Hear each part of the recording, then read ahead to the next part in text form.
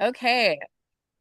Oh, hello, everybody, or a few of you, and future people who will watch this recording. So I'm Kelly Brown. I have Do Right Flower Farm. This is Jessica Vaughan, who's our technical advisor for the grant and also our crop scouter. Just want to start off thanking James Nakahara, who's the other voice that you may have heard. He is our advisor for Kitchen Table Advisors, which is a business advising group that has helped do right over our early years. He's hosting this event. Yeah, so I guess just so this we're calling this IPM for cut flower growers, but as you'll hear as we get into it, it's a little more specific than that because we're talking specifically about some research that we're doing at Do Right Flower Farm. And yeah, let's get going. Okay. Okay, so just a brief agenda. We'll talk a little bit about the farm, about whole farm scouting, the grant, IPM, and then the IPM strategy that we used, and our findings and some resources for you all. Yeah. And then, throughout this, we're going to have some videos as well Mhm. from the farm, since today we're doing this via Zoom rather than from the farm. So you guys will get a look at, some of the tools that we use and the scouting strategies that we use to Mhm. collect data for the grant. Mhm. And also a note that we are going to be doing questions and answers at the end. So if you, as things are coming up for you, just put those into the comments. If someone asked a question that you also want to know about, go ahead and like their question, and we can focus on those questions first. Okay. Okay. So just a little bit to start about, I'm gonna just start a little bit about myself. So I has started Do Right Flower Farm in 2021. Prior to that, I had been working on on like a mixed veggie and flower farm, also in Santa Cruz County in California. And in that job, I had no prior experience with farming. I had definitely not learned about farming in a classroom setting. So I was just kind of learning on the job, which also meant that my learning was just sort of adapting around what other people's jobs already were. So it meant that there were things that about growing flowers that I never really learned about prior to starting Do Right. And which meant that that was going to be some of the big learning curve of starting my own farm. I started Do Right in 2021. We're kind of in this area. I'm always like, is this the Central Coast or is this Northern California, where we're an hour and 15 minutes south of San Francisco and 30 minutes north of Santa Cruz, and we're about a mile inland from the beach. We're in this beautiful little river valley. We grow in heavy clay soil, grow zone 9B. We pump our water from a creek, and we're certified organic. Another thing about Do Right that's very specific is we mostly are growing for florists and events, which really that really affects what we're choosing to grow. Um, and well, that'll kind of come into play a bit with the reasons behind some of our IPM choices. And so for the background of the research, I wrote some things out here, but basically I didn't one of the things I never did at my previous job at Blue Heron was I never really dealt with the pests and disease management. And so as I started Do Right, my strategy was essentially pray. And then as things maybe weren't working, like where I was starting to notice problems with certain crops, I usually was just like felt totally lost and overwhelmed. And so I would kind of avoid things until they would be showing, they were basically like the crop would be completely unusable at that point. And then I would do some like desperate Google search to ID whatever was happening, but it was too late to really to treat anything. And so I knew, and of course, like with cut flower growing, you've spent a lot of time and a lot of time and money from seed to that point when the crop is in total meltdown, because usually that meltdown point is when it's right about to bloom. And so pretty quickly, because I was fronting all the bill at this point, I knew that I needed to have an actual strategy to deal with disease and pests on the farm. And so I decided to hire Jessica to come in and scout our fields, which you'll learn a little bit more about what that means to scout the field. But that I figured that would help educate me and my crew about what we were seeing on the farm, and also just like the identification part. And then also it would help us figure out like what the mindset needed to be to approach these issues, especially on a certified organic farm. And then so we were kind of like already in that process with Jessica. And then because we were working with kitchen table advisors with James like helped, presented this idea that there was this cool opportunity there where maybe we could kind of create a more organized research project around this relationship that we were building. And so that's where we decided to create a SARE, or do a like SARE grant proposal, to kind of take what we were already doing and organize it, get some financial support for it, because some of the thing with farming is trying new practices is really financially risky too. Like even if you're not having great success leading up to it, making big changes can be really scary financially. So having some support through a grant helped us to take these kind of leaps of faith into changes in how we were growing things. Yeah. It all came together. Yeah.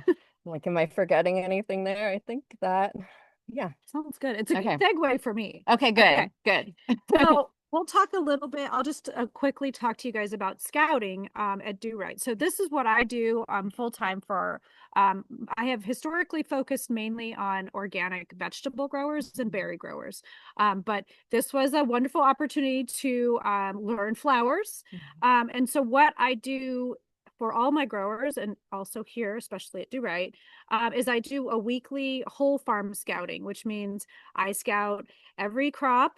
And I collect and digitally record the data that I have gathered from my samples. So pest presence, populations, disease presence, any kind of production observations.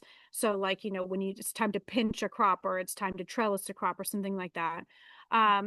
And then for the purposes of our grant, I'm doing this on all the crops on the farm, but we're able to use all that data to focus intensely on the 3 crops that we'll talk to you guys about. And just one part, and we'll show you a video on this. One part of the scouting that I do and sampling that's really critical is this destructive element. And it's something that I talked to Kelly about early on, was like, just so you know, when I'm out in the field and I'm taking samples, sometimes those samples mean I need to pull plants out of the ground. I need to cut them in half. I need to cut flowers in half, that kind of thing. And I'll show you a little bit what that means as we go.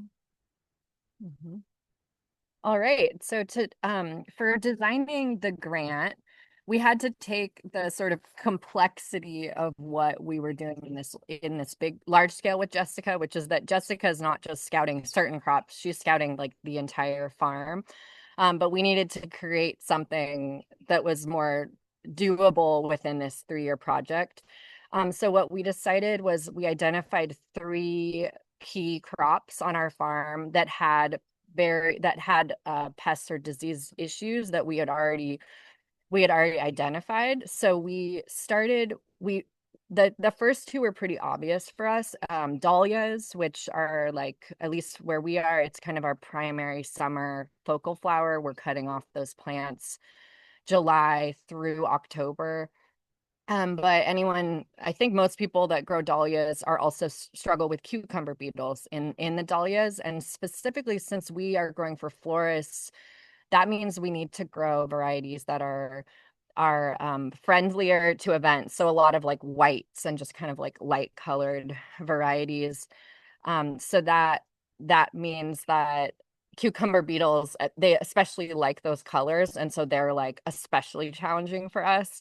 So dahlias and cucumber beetles, zinnias, we were experiencing blight in zinnias. So what that looked like was throughout the season, which zinnias also we're cutting off of for a similar time frame, but basically throughout their life, we would just experience these kind of like meltdown symptoms in the plants, but we don't really get a hard frost where we are. So it was a real bummer to to like in November when theoretically we could still be cutting off these plants, but they were just slowly dropping in the field. So we wanted, so pardon my dog. Okay. So zinnias and blight. And then the third one that we chose was Lisianthus and Fusarium. So Lisianthus we had been growing small amounts of, mostly kind of doing our own experimentation with like, can we grow this crop successfully? And we were learning for the first few years we couldn't. And we were having just like total crop failure. Jessica came in and took tissue samples of those and identified it as Fusarium, but we knew there was a big market incentive to learn to successfully grow Right. Lisianthus, because there's a big conventional grower in our area that was retiring, and they were a big Lisianthus producer. So we thought if we could figure this out, like we knew there was a high demand for it. So those were how we identified our key crops with pests. And then to kind of start with, I made some estimates on what I suspected the loss we were experiencing from our pests in those crops. And then we had to figure out, okay, like what are our first steps going to be? We knew we had 3 years of sort of trialing. So we had to design our first approach, and we used the pest and disease triangle to do that, which you'll learn more about in the next slide. So we created our first approach. We planted the crops. Jessica, and this was just sort of like the design of what we repeated year after year. Planted the crops according to our strategy. Jessica was monitoring the crops and throughout the season, analyzing the data. Then we would refine for the next year and repeat. So yeah, that was our thing. And now we'll go deeper into the IPM strategy in general, and then how we applied those to those crops. Yeah, perfect. Yeah. So this over the 3 years, we repeated this a Mhm. number of times. And we used we were going to talk a little bit. That's basically about the grant. So this is a 3-year grant. Mhm. We identified these. First, we identified the crops that we wanted to, work on because these were big cash crops, and then their associated primary key pests. And we'll talk about what primary and secondary means in a minute. And with the very intense help of James, we were able to draft a proposal and get it approved. Mhm. And since we've had, a big component of this Mhm. grant has been the education piece. So we've hosted numerous events on the farm, at local horticulture departments, at colleges in the area. And we've done social media posts and so on. And then we've also done a couple of articles in the Cut Flower Quarterly. So anybody who's a member of Association Association. of Specialty Cut Flower Growers will Yes. receive this, and you can have a look Mm-hmm. there. And I think one thing I just want to say about this slide too is to highlight that our grant title is extremely specific, because we are not like, this isn't like a scientific study within a laboratory. It's all about how we took integrated pest management and applied it to the specificity of our farm. Mhm. So, and that's like what our market is, the growing conditions on our farm, and just like our own selves, like what our capacities are. Right. So that's why like a lot of the educational components, at least for me, has been about more like building the thinking cap, like trying to communicate the thinking cap that I've learned to wear as a farmer in this like process, and trying to encourage others to develop their own thinking cap Yeah. to wear on their farm, that you guys are gonna do different things than we do, Mhm. but it's more just like an approach to problem solving.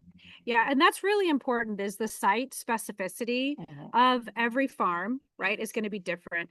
But this methodology can be used at all different types of farms. I mean, I'm going to talk to you guys about this methodology in a second, and it is what I use to work with cut flowers, berries, vegetables, you name it. And it can be used basically to track anything, but the triangle approach is something that can be used for any kind of crop and really of any size. Although I will say I do focus specifically on organic. So this is one of those approaches that's very prevalent in organic production. Okay, so all this triangle we've been talking about. So there's a concept in plant pathology called the disease triangle. There's a reference here. It's at the end of the deck. You guys could always look it up. It's a classic in the world of agronomy and plant pathology. So it's called the disease triangle, and we've adapted it to also address pests, including insects.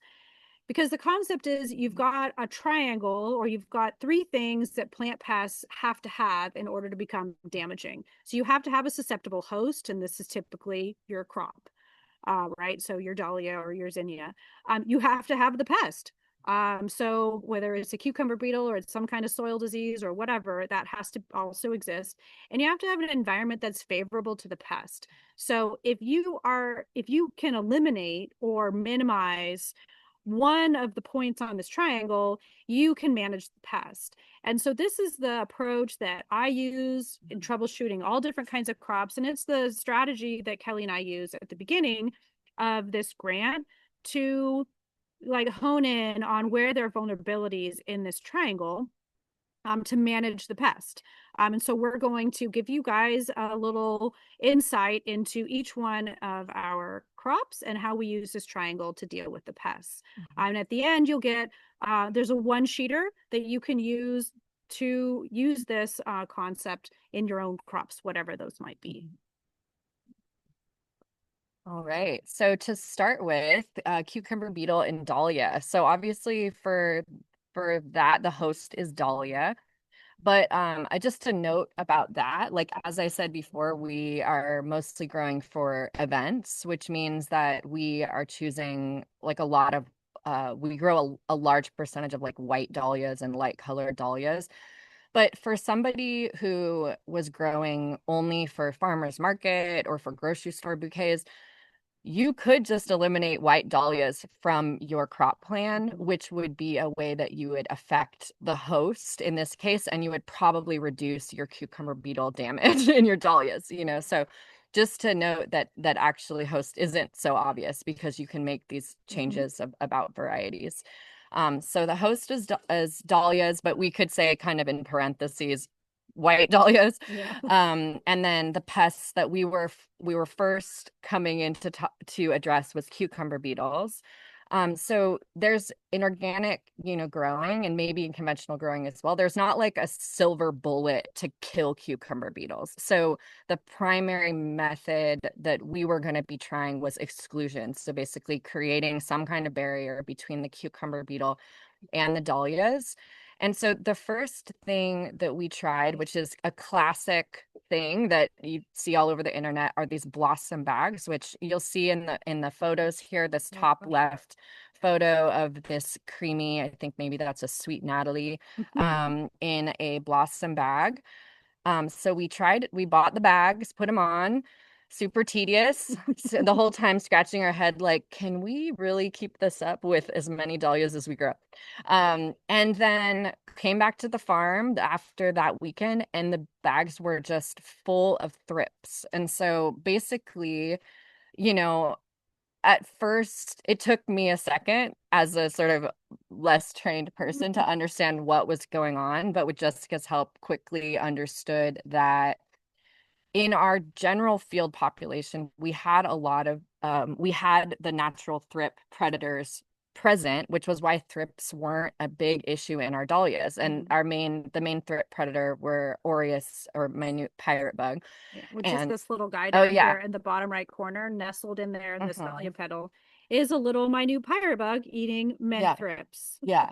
But then when we put the blossom bags on, the mesh of the blossom bag was so fine that it kept out the minute pirate bug but allowed the thrips in. So basically we had created these thrip refugee camps around our dahlias, and that they were just happily taking over. So very quickly, of course, in like this is how farming goes, right? We had to pivot in like July. We had to create a new exclusion strategy in July. And so with Jessica's help, we decided to actually buy netting that was a wider gauge that would allow the aureus in. And we would cover the entire plants of our more sensitive varieties. So you'll see this photo to the right of the bagged one, was this netting over the dahlias. But, we were having to like figure something out on the run while we were very busy. So our first kind of like structure was literally just like T-posts with netting draped over it. And we learned, so much. This is just like, I have to laugh because this is like so much of farming, is like we learned very quickly that then we had this other issue, was that when the netting touched the flowers, it would burn the flowers.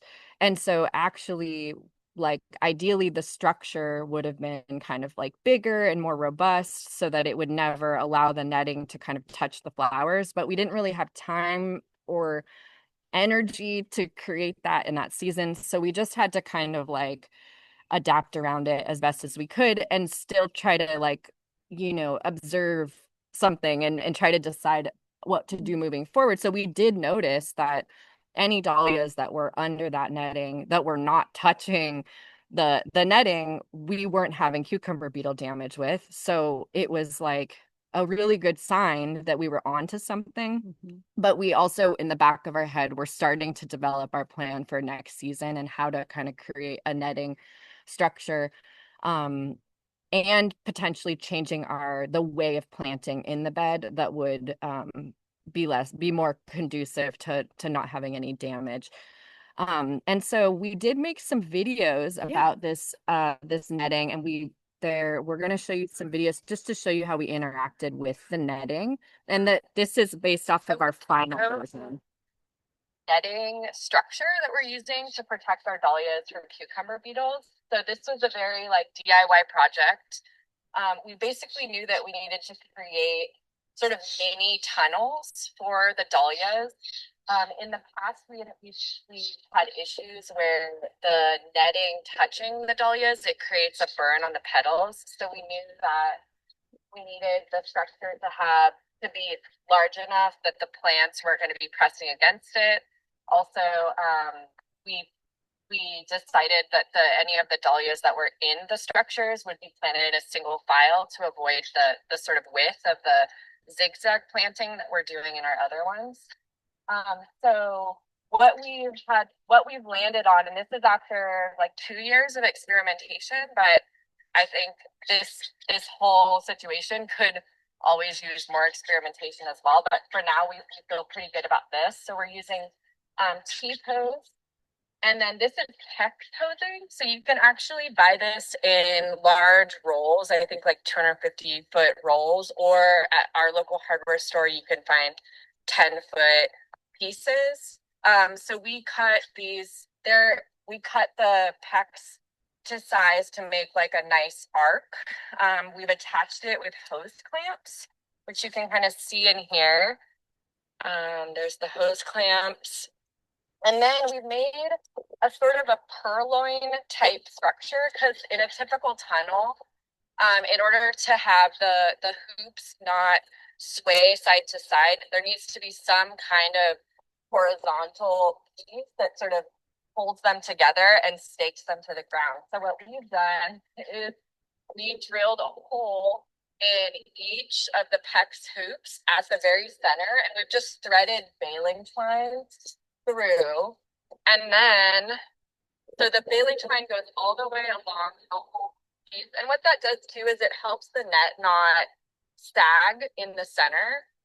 And then the baling twine is secured down here too. These are some mini little posts. They're like sort of like T-posts, but you could really use anything, piece of rebar, anything or I mean, even just like a stake in the ground. Basically, we want something where the purloin is secured on either end of the row.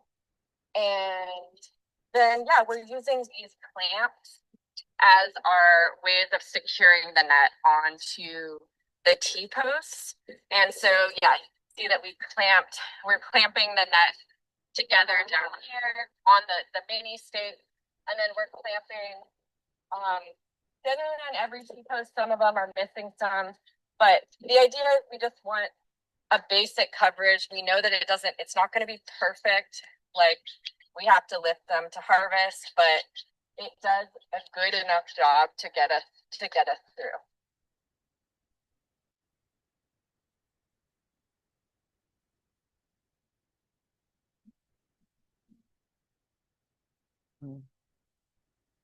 There we go.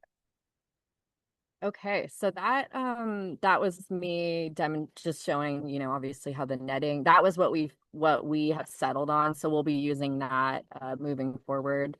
We used that kind of structure last year, and we're going to be using it this year as well. Oops. And then we did make some other, do we feel like good about showing all, or maybe just showing one of the? Yeah, because we have other videos to show harvesting with the netting. I think talking about the sunflower trap crop next, because what we ended up, because we did also enter the triangle here at the host, which normally the host is sort of reserved for, if you can make an adjustment like not having to grow white dahlias, or you can grow a resistant variety. But in the case of the dahlias, there's also another host for cucumber beetle. Cucumber beetle, from my experience dealing in majority vegetables, is they really love like squash and cucumbers and stuff, but they also really go for sunflowers. And while they prefer the petals, they'll also go for the leaves. So we put in a sunflower trap crop, which is a technique we use in squash, to just draw them to, the crop adjacent to the sunflowers or to the dahlias. So I want to show you just a quick video of what that looks like in the field. Okay, so what we have behind me here, so we have two things. We have our dahlia crop, or half of it, and then we have what we call our trap crop of sunflowers. So as you may know, cucumber beetle are a pest of dahlias. They chew the petals, and then that makes the flowers unmarked. What they also really like as a food source are sunflower petals. So in our dahlia crops, we grow a trap crop of sunflowers right alongside the dahlias. And so if you look at this crop, you can see that we have some flowers that are already bloomed out. We have some that are in the process of blooming right now. And then we even have some more on this side that haven't quite bloomed out yet. And so this is a successive crop of sunflowers that are timed to bloom as long as the dahlias are blooming, or at least as long as we're harvesting the dahlias. And what we do here to keep track of the populations of cucumber beetles is I am taking counts in a sample count in the dahlias every time I scout. And then I also sweep our sunflower trap crop to get an idea of the population in the trap crop. And this just gives us a little more information about how much pressure we have on the crop and how effective our trap crop is.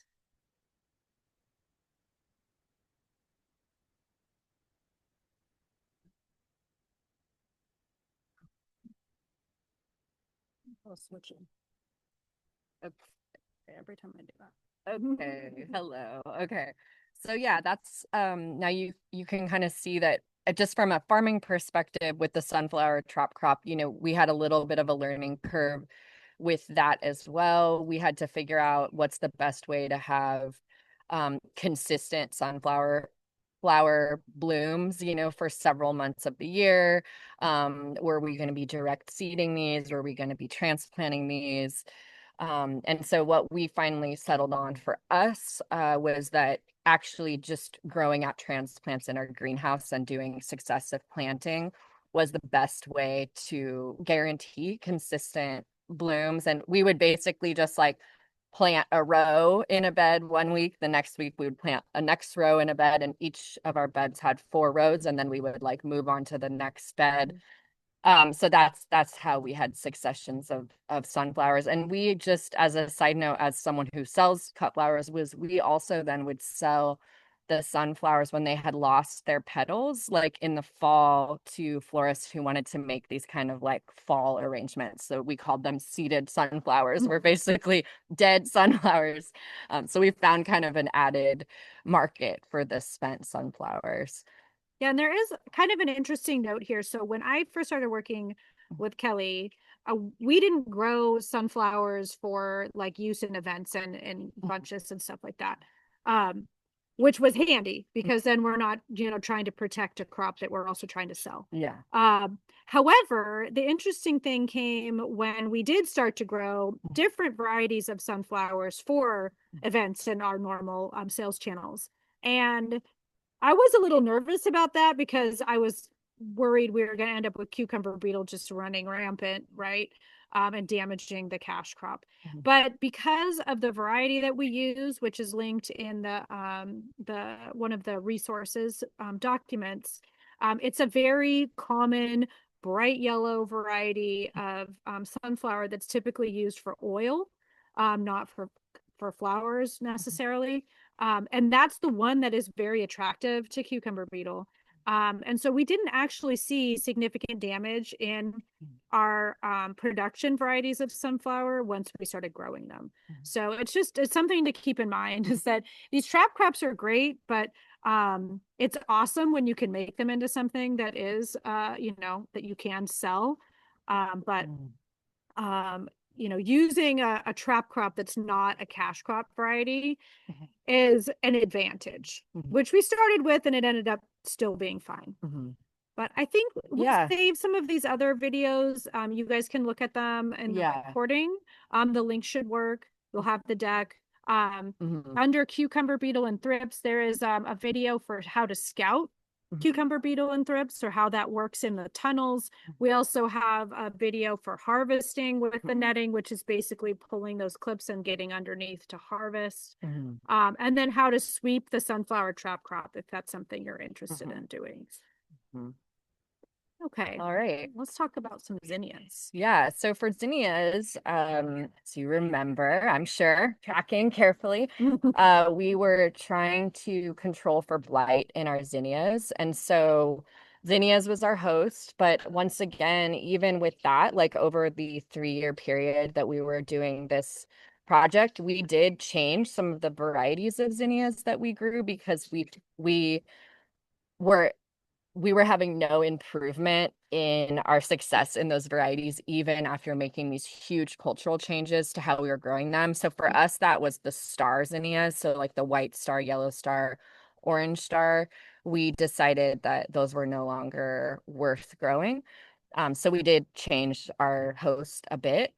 Our pest was blight. But as you know, as Jessica was doing all this intensive scouting over the project, or over the 3-year project, Jessica identified that sclerotinia was also one of our major issues in the zinnias. So then that Jessica's scouting grew to include sclerotinia. One of the things that we did with zinnias was that we inoculated the plants with a trichoderma, which we were using root shield. We did that at the point of planting. So we dipped the transplants into a diluted trichoderma inoculant. And then also throughout their growing time, we chemigated. So we ran that dilution through the drip lines throughout the growing season. The primary changes that we made to how we grew the zinnias were on this sort of environmental corner of the pest triangle. So we were trying to, our kind of like bigger goals were increasing airflow and drainage, because those are just like known ways to approach reducing blight and sclerotinia. So we created taller planting beds. We ended up, now that we've been doing this for a few years, we actually had a new bed shaper created for the tractor to make taller beds. We also stopped using weed fabric for the zinnias, that was a big change. And that's kind of where the like having some financial support helped, because as anyone, who's farming knows, labor is the biggest cost for farms. And when you're growing as many zinnias as we grow, which you can see from some of these photos, this is how big our zinnia blocks are. Reducing our primary weed prevention method was very scary to do. And I knew that it was going to kind of force me as a farmer to learn about other weed prevention methods that especially row crop veggie growers use, like tractor cultivation, flaming. We've kind of gone through various things. So at this point, well, yeah, I'm like, how much to say? At this point, we've sort of settled on our planting. Oh, we're watering with overhead, and then we're using a tractor to cultivate a few times before we lay the drip line. So that's how we kind of take care of the early weeds. That helped kind of replace the weed fabric. But a big reason why we're not using the weed fabric is that our experience with weed fabric is that the gophers inevitably bite the drip lines, and then pooling happens underneath the weed fabric, and you don't really notice the pooling from leaks in the drip line until it's so significant that it's going into the furrow. But that is exactly the environment where the blight would proliferate.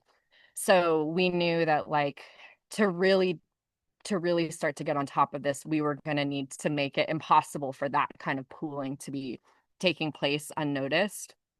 We also reduced planting density. So we were planting our zinnias kind of the same way that we have settled on planting most of our annuals, which is 8 inches, 4 lines of 8-inch spacing. So this is that kind of like intensive cut flower growing spacing that a lot of us may have learned from like floret or something. And so, which is another thing, like this is very specific to our farm, that we had the opportunity to expand our spacing because we had the space available to say, oh, we're going to basically plant these things half, as dense. So at first, when we started the project, we were doing 3 lines of plants out of a foot spacing.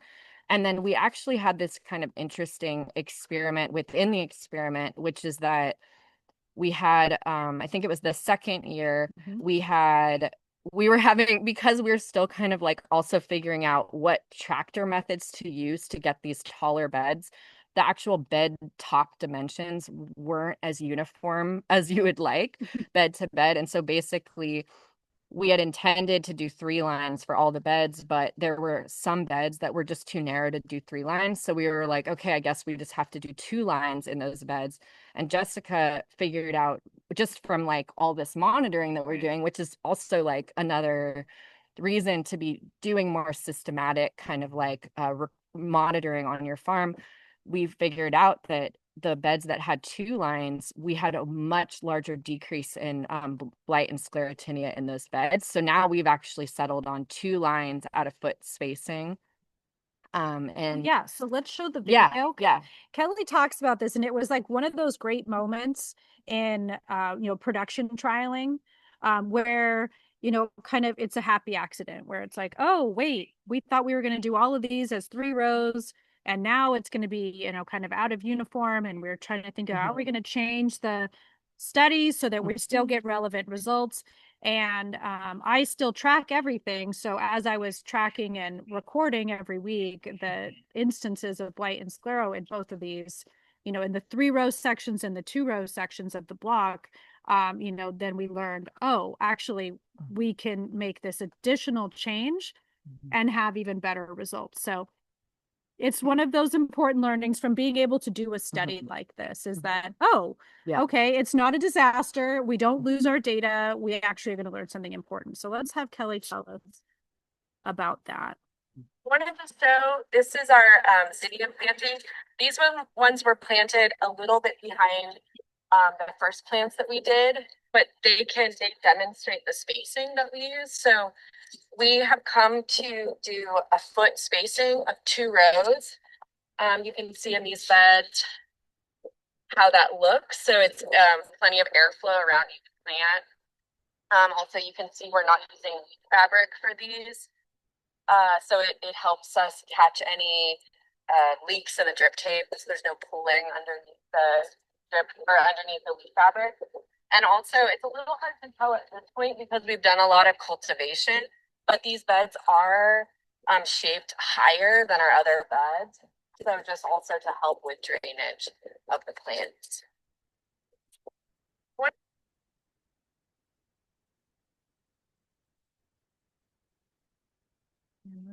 Okay. Can't make it big. Okay. Okay. Great. So I think that's kind of our main, that's like our main thing. I think the zinnias, though, just to say, like, that's been kind of, for me, I feel like been the biggest victory in this project is we made some really drastic changes with how we were growing them. And it really increased our success with the zinnias. So, and like, I don't think I would have been brave enough to plant this large of an area without lead fabric, without the support of this grant. So yeah, I thought it was really interesting. And I wanted to make the point at some point in this presentation about how when you're trying to deal with one pest and you think this is our key pest, there's never only just one key pest. There's always something else. And as soon as you enter as a human being into this natural process and try to control one thing, something else makes itself known. And that was really the case here, is because the interesting thing with blight and versus sclerotinia is that blight likes moisture, humidity, low airflow, and heat. And so we would start to see blight happen as the season got warmer. Whereas sclerotinia is almost exactly like that in its preferred environment, except it likes cold weather. So right when the blight would start to drop off, then the sclerotinia would pick up because we'd get into the fall, we'd start to have cool nights and cool mornings and a lot of moisture in the plants. So it's possible that, before I was even scouting, this is what was going on. But because of the intensive scouting and because of the experiments going on in the field and this happy accident with 3 rows versus 2 rows, we got to see how the environment plays such an important role in, IPM, and, how these two pests, kind of trade places in the season. I have a video we should for show that. how to discern this in the field. And this, you can use this approach that's in the video to scout your own fields. So I think it's just helpful. Yes. All right, so here we are at the zinnias. What we're doing in the zinnias is we're monitoring for 2 diseases. One is blight, the other one is sclerotinia, and we're keeping count of that. What I'm going to show you right now is how I scout in general, and then also specifically for these 2 diseases. So first, there are 3 elements to scouting any crop and a block of any size. The first is you want to look far. So I am at this moment, I'm looking at just these 2 rows, and I'm going to look far down these rows and look for anything that is kind of out of uniform. So anything that looks strange, a skip in the crop, so on. And so I'm going to come in, and in looking far, I can see we've got a couple plants that look like not like the others. So you can see this one here. This doesn't look right. We have some, necrosis and wilting. And in the case of the 2 diseases we're looking for, one is blight and one is sclerotinia. I am going to, if I want to count these, I'm going to look at the base of the plant. If this is sclerotinia, we are going to see some white mold, and we're going to see some maybe little black sclerotia, which look like little tiny raisins. But I don't see that. So in the case of blight, I need to now go a little deeper. I'm going to pull this plant up, and I'm going to cut the stem in half. So we do that vertically. And what I see are symptoms symptomatic rather, of blight. So you can see this inner discoloration here. And so I would count this as blight. So going to walking through the rest of the block. Now I'm going to show you what it looks like to look near, which is the second element. So the first one is look far, which we did, and we saw this one to look good. And so now you're going to look near. And looking near is just what you see as you walk, look down. You're not looking really specific plants.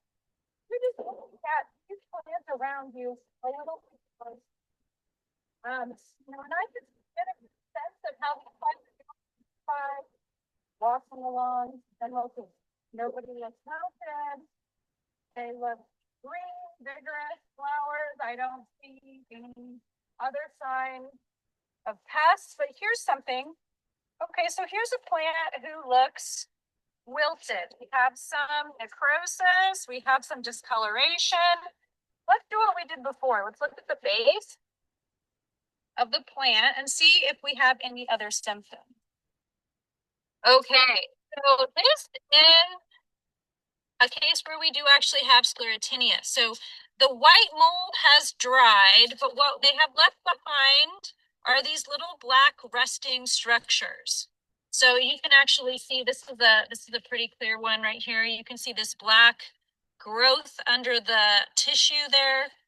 So we will count this one as sclerotinia. If I had more question, I could of course break the plant open like that and look inside. You can see the sclerotia growing inside of the plant. So this is a pretty clear sign of sclerotinia.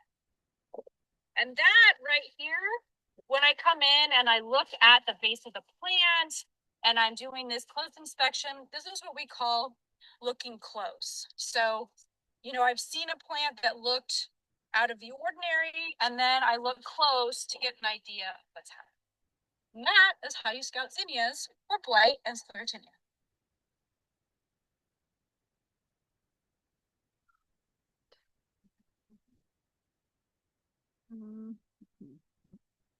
Yeah, many windows. Oh my gosh. Oh, okay. But it's how do I close it? I think maybe try hitting exit Yeah, I or tab. There we go. Okay. I think it's because I have all these tabs open now. Yeah. Oh, it's always so much fun. Uh-huh. Okay. So Okay. I think that pretty much covers it for zinnias, but we'll Mm-hmm. let Kelly give us a little rundown on the fusarium in Lysianthus. Yeah. All right. So Lysianthus, like I said before, that was one that we hadn't been growing very much of. So we didn't have a lot of, and like we did starting the project, we looked into like, are there some fusarium resistant varieties or something like that to see if we could adjust our host a bit. And we didn't really see, there wasn't anything in that department to go on. And so we then were kind of just stuck with, or like, I was then just choosing varieties that I thought would be most attractive to the florist. So that was how I was making my fusarium or my Lysianthus choices. And so, yeah, we had already established that fusarium, and we knew that like species of fusarium that we were trying to control for. And what I learned from Jessica was that sort of similar with the zinnias, that our goal was to create more airflow, reduce plant density, and drainage, like those are, and increased drainage. Those were kind of going to be our environmental controls. We also wanted to sort of armor the plants with, we also were using the trichoderma inoculant. So same thing that we did with zinnias, where we did a dip of the plugs ahead of time. And then we also were chemigating with them. And so in under our first year, we tried to just plant, we were planting in the field, so in the ground. And we were doing higher beds. We didn't use weed fabric. We did a sort of wider spacing than normally would be true for Lysianthus. Uh, Planned with drip irrigation, which we always were doing. And we started seeing plants melt down fairly quickly, but luckily we have Jessica, who does destructive crop scouting. So Jessica, once plants started to show signs of meltdown, Jessica figured out pretty quickly that actually a lot of these plants were root bound. So then Jessica expanded her kind of monitoring to be checking those off as root bound and not as a loss from fusarium. But this was, is one of these like dope like farmer like it's like you think it's going to be this complicated problem, but it's actually the simplest thing, which is that Lisianthus is not at all tolerant of any kind of root bound. And we were buying in plugs, and it was the kind of thing where, like, I think this was when we had some super rainy winter, so our planting was delayed by like a week, and I just didn't think that was going to be tip these plants into a root bound stage, but apparently it did. Yeah. So that root bound ended up being one of our sort of like pests to now add into the mix. But then we did, with the plants that did survive the plants that didn't die from being root bound, we also started having these symptoms of the fusarium, which Jessica, then we got tested, so we could for sure know that it was fusarium. So then we had to figure out, okay, what are we going to do for next year? Because we've already kind of tackled this problem from so many different angles, and we knew, so like infusarium's in the soil, right? So let me just explain how. So having a fusarium, I've dealt with a couple of different crops. It's very challenging because it is like ubiquitous. It has an enormous host range. It's kind of, once you've got it in the soil, it's very, you're not getting rid of it. There's a little creature from the trees. So it was kind of like, what are we going to do? Well, part of my background is working with fusarium in the field, and also working in hydroponic production. And then also knowing the grower that used to grow the fusarium in this area, whose production we were trying to grow the Lisianthus. They did all of their production in containers. So I proposed this kind of Hail Mary with container production. And so with container production, and you can see in the bottom right corner of the slide there, this was us taking our Lisianthus plugs, planting them immediately upon receipt into brand new media, into containers with the same kind of techniques. We're planting them high. Obviously, we were not using weed fabric. We were using drip irrigation. We had you can see the minimal planting density we had going on there, just to see if we could do it. I had the water tested because fusarium can also travel in water. Water tested negative for all species of fusarium, which was very unexpected. And we obviously had clean soil.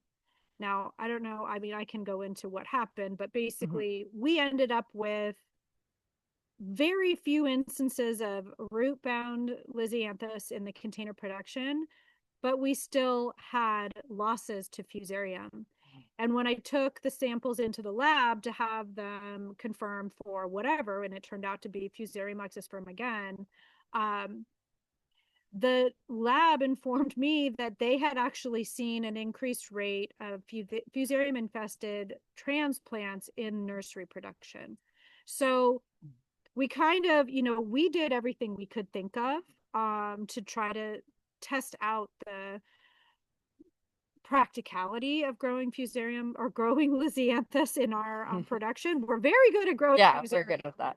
And we just determined that it was not an economically viable crop. I don't know if you want to give any more flavor to that. Yeah, I mean, I think that even when we did the container production, like, I think if we weren't doing a grant where I felt sort of like obligated to keep trying, I would probably have not even tried that, because that's expensive to do, like buying in all that medium, and it's just like there's a reason why we plant things in a field.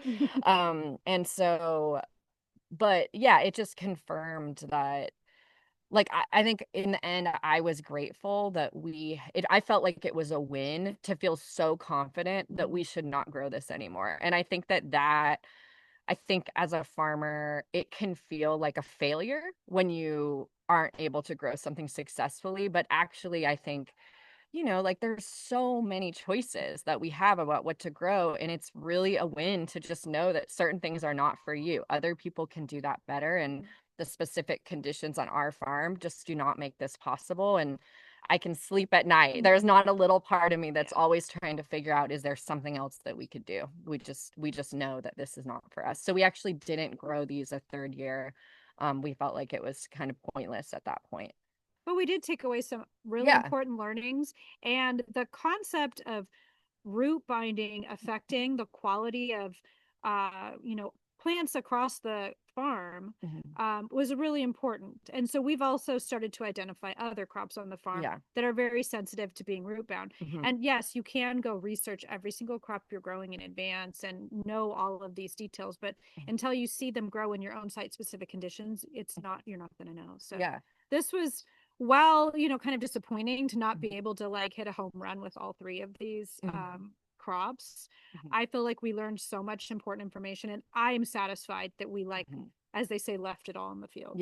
With the Lisiantha. Well, and with the root bound thing, just like also I think this is another example of, if you see a plant like looking sickly, and like at that point you're not going to get anything from it, just yank it out of the ground, because like you can see this plug here in the photo, the kind of center of these photos, it's so obviously root bound. All the roots are just like spun in a circle.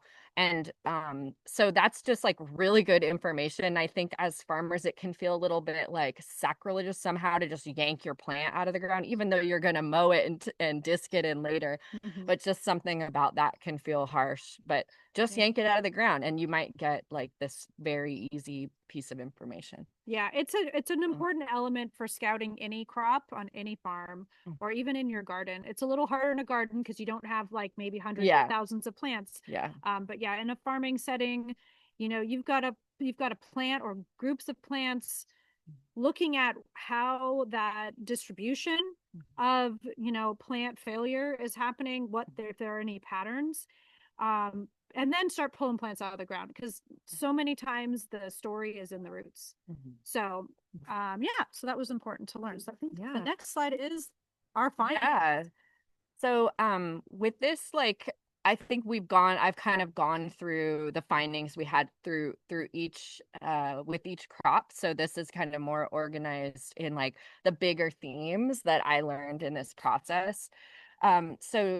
So new pests, often, like Jessica said, you tweak one aspect of the triangle and something else emerges. So, like here, blossom blags equals increased thrips equals exchange to the exclusion method. Root bound, that became a new sort of pest for us. Sclerotinia, that was a new pest for us. So just, there's these sort of added layers of complexity come from doing this kind of careful watching.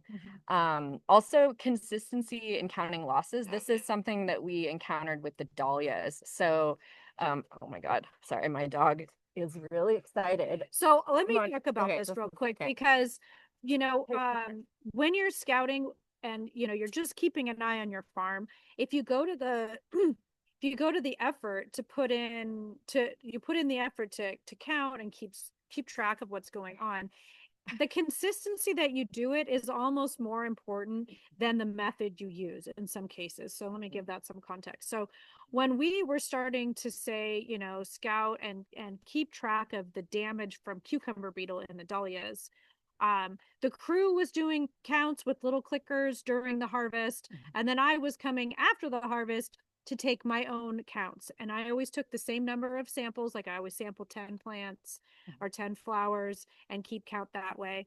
And I'm confident in what cucumber beetle damage is. I'm not counting individual insects. I was counting damage. And so I can tell the difference between cucumber beetle damage and, say, earwig damage or bird damage. but I was also counting very few flowers compared to what the crew was counting.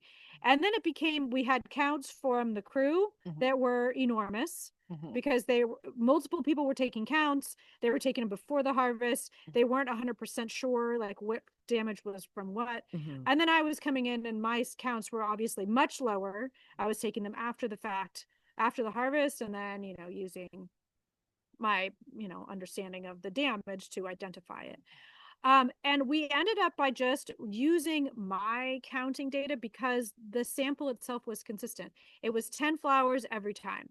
So even though it was after the harvest, it was still 10 flowers after the harvest every time. And so that was able to show us a more consistent trend in the data that we could rely on a little more. So ideally, I would be taking those counts ahead of the harvest every time, but farming is not always gonna, work with your schedule. Yeah. So anyway, that's just something to keep in mind if you're trying to take, you're monitoring, just make that monitoring as consistent as you can. Look at the same number of plants, look at different places in the field. So you're not looking at the same plants every time, have the same person do it, that kind of thing. And I would say, like, if anyone else is trying to, use this as part of a project, like, it's really difficult to be doing the counting while you're harvesting. So I think creating a strategy where the counting is happening separately from the harvesting. Yeah, that's important. Okay. And then, the third takeaway was it's okay to step away. So this is around the sort of Lysianthus, or the decision for me to not grow any of the star zinnias anymore. Like, I think that, like, just some of our process of farming is understanding the specificity of our farm and being okay with that. And it's not a failure to decide to not grow something. It's actually a win, because it means that you're no longer going to be dumping resources into something and not be able to make any money from it. And I think the last thing is just sort of is temporality. So I think for me personally, it's been a really big learning thing around just like, what is the time scale that we're existing in as farmers, and that when we start to notice something right now, the judgment of whether we're successful or failure isn't, can I immediately get rid of this problem right now? It's more like, can I think of this problem in this much larger context and figure out how I can intervene, which often means when I see a problem right now, I'm already strategizing what I could do next year to make it different. And so thinking, just sort of zooming way out. And I mean, this is especially important for organic farmers. But I just think it's a really valuable, I mean, it also just takes the pressure off us a little bit when we can be very hard on ourselves and see failures in the moment on the farm as some kind of reflection of ourselves, but to just remind, like, ourselves that it's actually, what counts as success is different. The success comes from just paying attention and and maybe putting something on your calendar for next year to say, okay, these are some things that I can't forget to do leading up to the planting of this, or whatever it might be. Just kind of changing time scales. And this is, if you end up having someone scout your farm, is something that I keep track of, right? So you're keeping track of this data. If you're conducting whole farm scouting, you're taking these counts, you're making notes. This is all stuff that you can refer to later on in the season. And it takes kind of the pressure off of your busy mind during the peak of the season of like, oh, I got to remember, that we got to get those Lysianthus or whatever planted right away. Is that note goes into the reports, right? And you hold on to that data. And absolutely. I think that my favorite takeaway of all of this might be that failing or having something not work can sometimes be a huge money saver and just kind of a morale boost down the road. It's like, it's not working, not because you're not doing something right. It doesn't work because it just doesn't work here. Yeah. And that's kind of, it makes me feel better. And it makes the farm more financially viable over time. Yes. All right. So let's see. All right. So we some resources for you guys. This will come in a follow-up email. So it's the IPM one sheeter, which is basically like how to use the disease and pest and disease triangle for any crop, really on any production scale. So whether you're a home gardener or you've got a big farm or you're somewhere in between. And then the resources handout. So troubleshooting pests can be tricky because the first key part of IPM and pest management is correctly identifying your pest, because then you can figure out everything that goes into the triangle. And this IPM resources sheet has some links to printed publications and other resources that you can use to properly identify your pests, go get lab tests done, and even just methods for thinking about IPM. And then you'll get a recording. And then I also was gonna just send something that was like a little list of like how we figured out netting that was the proper gauge. Also, just a reminder about the PEX tubing in case anyone was interested in creating these little tunnels for their dahlias. That's it. Did anyone have any questions? By the way, we had like almost 40 people sign up for this, but it's Sunday, so I think that's why very few people are here.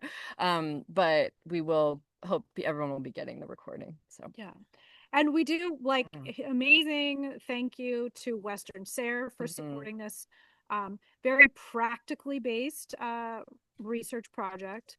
And of course to James Nakahara and Kitchen Table Advisors for all of the help from the very inception to today. And then for you guys for your interest and participation. And for those of you watching this after the fact on the recording, I hope you go out and use this information for the improvement of all of your plants. Because there's no questions, right? So there's none in the chat, although if anybody has one of the participants that we do have, just raise your hand and I can unmute you if you want to do it verbally, or if you have one in the chat, just plug it in now. Oh, here we go. Okay. So the question is, could you talk a little bit more about your sunflower trap crop? Did you do anything to try and destroy or knock back the cucumber beetle population at the end of the season for the year? Yeah, we always get asked about this. Okay. So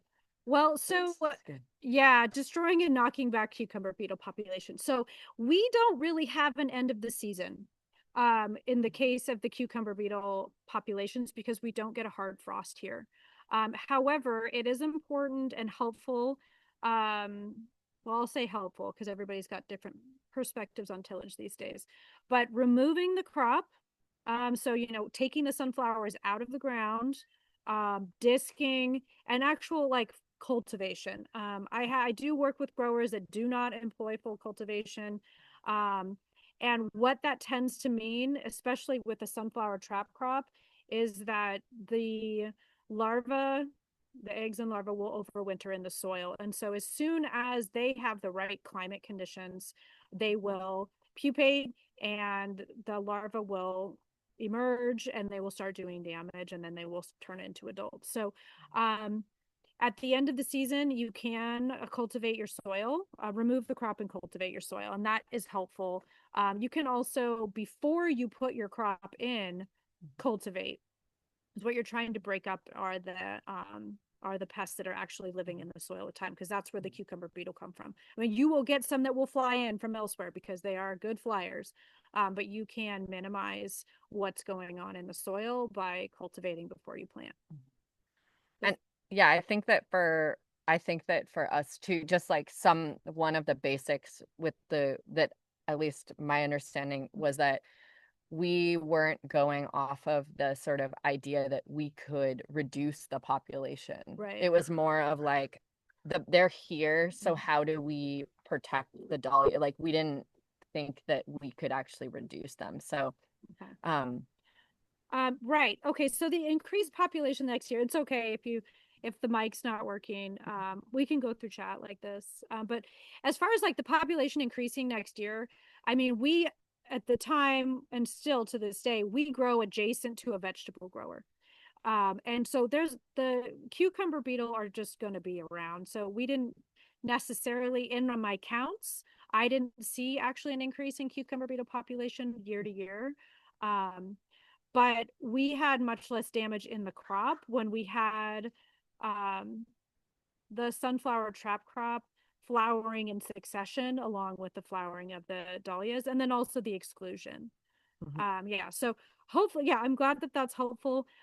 Really, my experience dealing with cucumber beetle, the most effective way to manage the damage in your cash crop is to distract them with a trap crop or exclude them from your cash crop. And if exclusion is a method that's viable for you, you could use that. There's one other method, which is vacuuming. This is what I use in vegetable crops. You can use a hand vac if you have a small crop, especially a small crop that's under an exclusion netting, like we did attempt to do in the second year of this trial. Or if you have a big field crop of something like squash, you can use that. Method. There's also the method you can use. It's a material called kale. It's just clay. It's clay called it's kaolin clay is it's not the product name, but it's actually the material name. And you could talk to a PCA about getting that material to use, and you spray it on the plants and it just covers the plants in clay. So if you can't work for flowers, right, obviously. Doesn't work for flowers. It does work for things like squash and cucumbers that you're trying to protect before they produce their fruit. And then one last trick you can use for cucumber beetle is if you have high concentrations of beetles in like certain areas and you have a large production area, you can burn them. Some of my larger growers, we will use a propane torch and we will go out and burn the plants that have big populations of them, that are acting sort of like a reserve. So yeah, I spend a lot of time with cucumber beetles. I mean, it seems like we noticed like the more ebbs and flow of the population has to do with just sort of climate and like the timing with the life cycle of the cucumber beetle and where like the temperature hits and stuff. Like that's more of like where we notice variables in the population. Right. So cucumber beetles, where we are here in Central Coast, California, and I do consider our farm Central Coast, California, we don't have a hard frost. In fact, we rarely get a frost of any magnitude. So they can continue their life cycle. They can get 3 to, I'm guessing at this point, almost 5 cycles per year. And so those life cycles, as with most pests, crop pests, they increase as the temperature increases. So those life cycles happen faster the hotter it is. So those life cycles, life cycle 2, 3, and maybe even 4 may happen really close together if you have a hot summer. So if you get a big outbreak and you're able to manage it, you've got then a little bit of a window before the next big hatch happens when they go from larva to adult. Okay. Yeah. We're definitely zinnia and trichoderma inoculant. Okay, let's just do this last question. So we don't keep you guys too long on this Sunday. But yeah, so the trichoderma inoculant, and this is another material that you can talk about with a PCA, but it is basically a natural enemy for fungi. And what it does is it can compete with the pathogenic fungi in the soil. Typically, this is often used in greenhouses to protect the roots of young plants that are in nursery, like in flats. But it can also be used like we did at the farm through the drip lines to continue inoculating the soil throughout the season. It's not, and I will say this basically about any material, but it's not a silver bullet. What it's meant to do is kind of act like the minute pirate bug of the soil, right? So the minute pirate bug is out there eating all the thrips in, the dahlias, but, they're only going to get so many of them. Well, the fungi world is much larger than the insect world. And so these trichoderma, they've kind of got an uphill battle because there are, pathogenic fungi, and the fungi is that's a whole other world. However, using it as a plug dip before the plants are put in the ground can continue that inoculation from the nursery to the field. And then when you have favorable conditions for your pathogen, so if you have bacterial blight, you have fusarium, of whatever species, continuing to inoculate the soil through the drip line with the trichoderma can also be helpful. But it's very site specific, and with most all fungi, the conditions in the soil are very important. So they need a certain amount of moisture, temperature, just like any pest. So something to keep in mind, and the label talks all about that. And there's a good amount of research out in the world at this point about using trichoderma in crop production. Mm-hmm. Awesome. Yay. Okay, well, good Great. feedback, you guys. Thank you for joining us. Oh, well, you're so welcome. That's lovely. Yay. Thanks. Thank you. We'll send you a follow-up email with that information, and I guess that's all. Yeah, and that email might take me a week to get, because we have to figure out how to get this on YouTube and all this, and it's spring and I'm very busy, as you can imagine. So it'll come. But thank you so much. All right. Yeah. Thank you all. Let me let's see. Let me stop the